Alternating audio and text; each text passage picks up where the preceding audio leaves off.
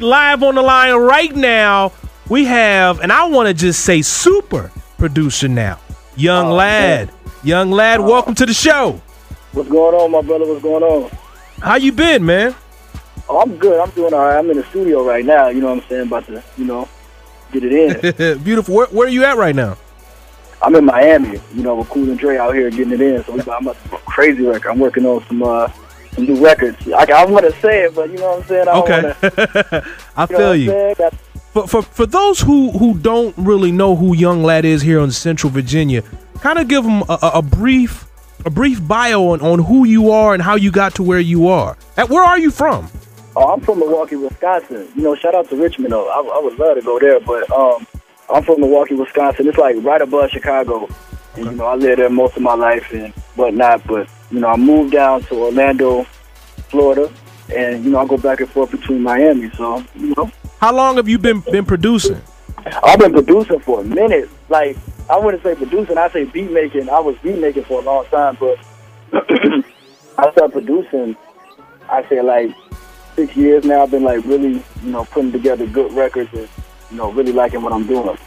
Okay. Now, speaking of beat making and producing, is there a difference between the two of them? I say a beat maker just likes to hear a crazy beat, maybe have it loop mode or, just a beat. And a producer's like, no, we need an intro, we need a hook, we want a bridge, we want to break it down, really produce a record. Maybe even bring in somebody that can do something that, I couldn't do, like a beat maker couldn't do, and, bring in a songwriter just to say, yo, we need strings on this, we need this, you know what I'm saying? Right. Really, I say other ideas, What are some of the producers that you looked up to, growing up?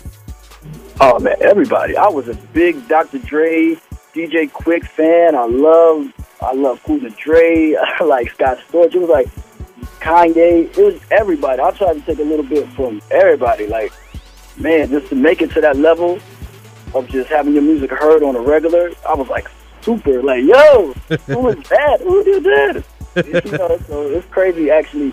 Like every once in a while I get to run into some of these people that I used to just like in awe about, like, man, how did you do it? And they looking at me like, what you mean how I do it? This is what we do, know? So it's really dope though, man. So are you an artist as well? Are you gonna come out with an album or? I've been asked that a couple of times. I used to like do that back in the day. I say back in the day like I'm 40, but how old are you now? I'm 20, but okay. I used to spit a little bit, but now I'm not looking forward to putting anything out at this moment. I'm just trying to get as many, quality records out as possible. Okay. Now, I got to ask you, man, how in the world did you link up with Cool and Dre? How did that happen? Oh, man. I met up with Cool and Dre through my mom's, actually. She reached out to him when we was going through a little tough time, you know what I'm saying? And they actually responded. And, we've been in contact ever since, and, the rest is history. Wow. Now, it's funny that you say that because it's almost becoming, I wouldn't necessarily call it a trend. It's becoming more popular to see more producers have producers underneath them. How did that whole process come about where, you kind of, met them and they brought you underneath their wing? Like, how was that whole process from where you were at when you were in Milwaukee to really start making records with Cool and Dre? It was like, they always stayed in contact. It was always like an avenue to send music. So I always sent them music. And, they would give me the politically correct answer, like, what I'm saying, keep grinding, keep working. And then I was like, man, I don't want that. I want them to say, give me that beat, you know what I'm saying? So I decided to send records to their artists, Joe Hound, T-Ride, who was popping for them at the time. And Joe Hound ended up picking a record, being a little strip club smash out here in Miami. And, thank God, Cool was like, yo, who did that? Was Lad? He did that record? He was like, yeah, man, how old is he? And I think he's like 17 or something. He's like, man, y'all better sign him. You better sign him ASAP, or you gonna lose him. We gonna imagine when he's 20, imagine when he's 19. You know what I'm saying? So right. It was a blessing. I ain't gonna lie. It was just a big blessing, Right. What do you make your tracks on? Oh, look, I try to use as much software as possible. I'm a software type of dude, so I like Fruity Loops, and I mess around with Logic every once in a while, but, not too heavy, but Fruity Loops. Speaking of Fruity Loops, man, I'm sure you've heard this before, but some producers are kind of don't really, you have some people who kind of are against Fruity Loops. And if they are, why do you think people are against Fruity Loops?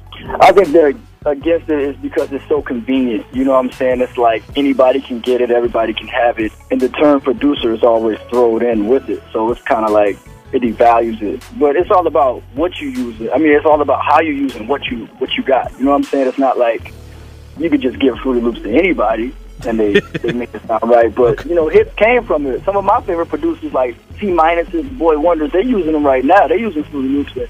You know, they doing real good as well. You know what I'm saying? Okay. Now, so you make beats on your laptop? A laptop.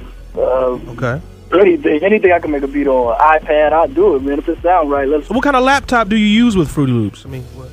Just a basic PC, basically. You know, I got it maxed out with everything. I got this HP. It's just maxed out with everything. All the RAM, all the what is it called? The hard drives. Okay. I got it maxed out. What song did you have your very first placement on?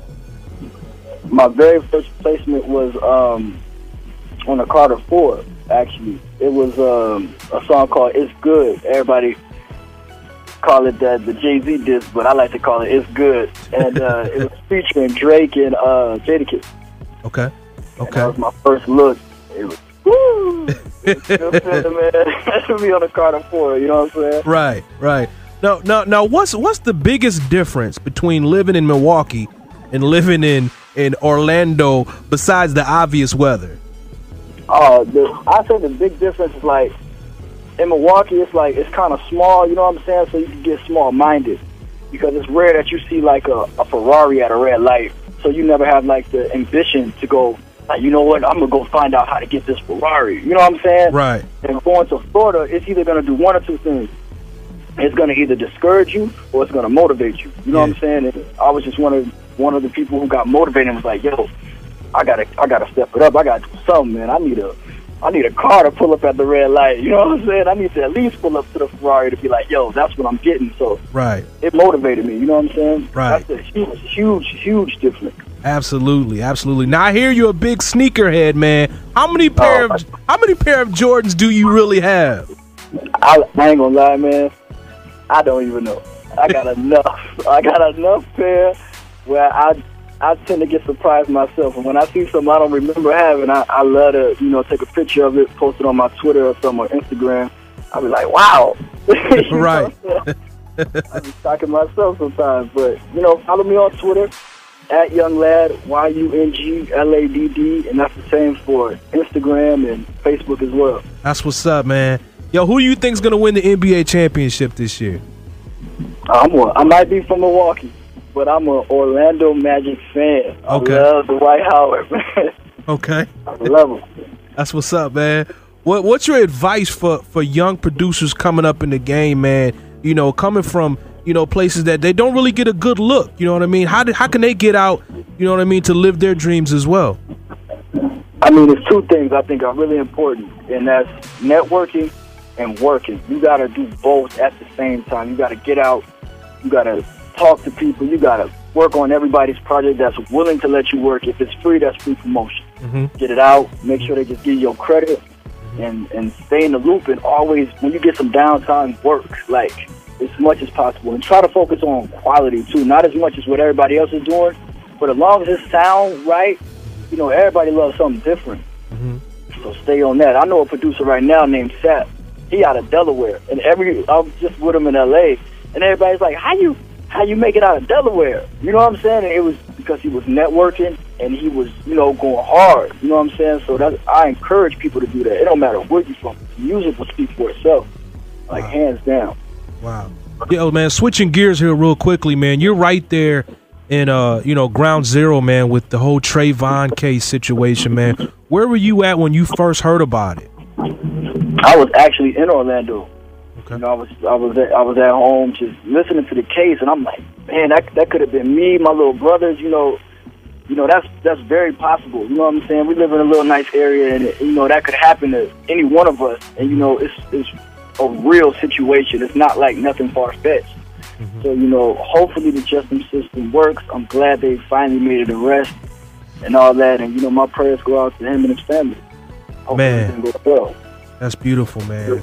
Good words, man. Good words of encouragement. Yo, real quick, man, give the people your Twitter one more time.